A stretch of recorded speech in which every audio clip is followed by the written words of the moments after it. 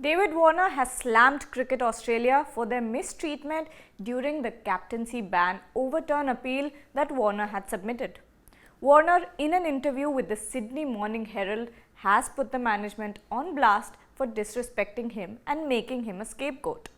Hi, I'm Gargi Raut and let's look at what David Warner had to say after the whole captaincy ban fiasco.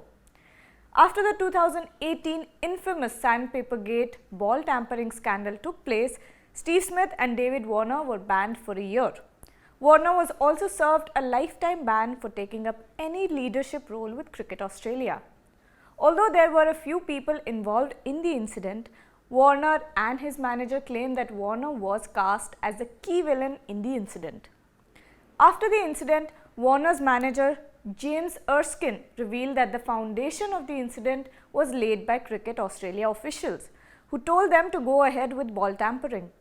Erskine said two senior executives were in the changing room, berating the team for the loss. Warner said, "We've got to reverse swing the ball. The only way we can reverse swing the ball is by tampering with it." And they were told to do it by the executives. He further exclaimed that when the truth comes out, people will look back and say, why was only Warner picked on? Recently, Warner filed an appeal to reverse the lifetime captaincy ban in November last year.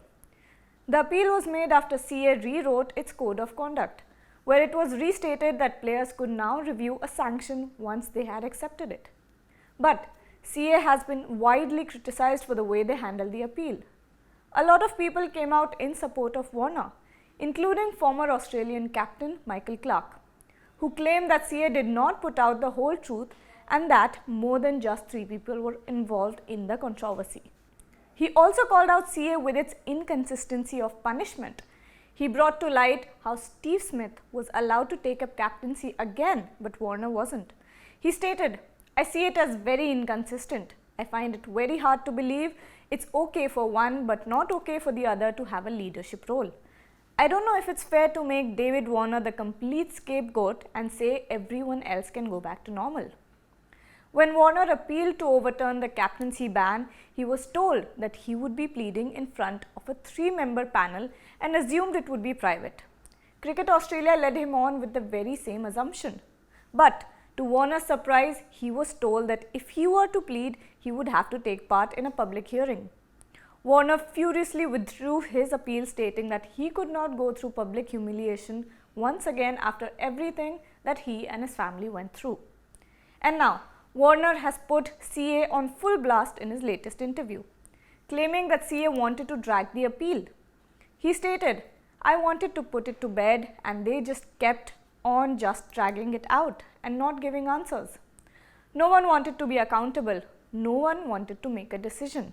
You have an administration where there seemed to be a lack of leadership." He also revealed that CA would call him in the midst of a test series. "They could have nipped it in the bud straight away, but I'm getting a phone call day 1, 2, 3 of the test matches and speaking to lawyers etc. when I didn't need to." He said that the process that CA had adopted was interfering with his game and he couldn't concentrate on his national duties.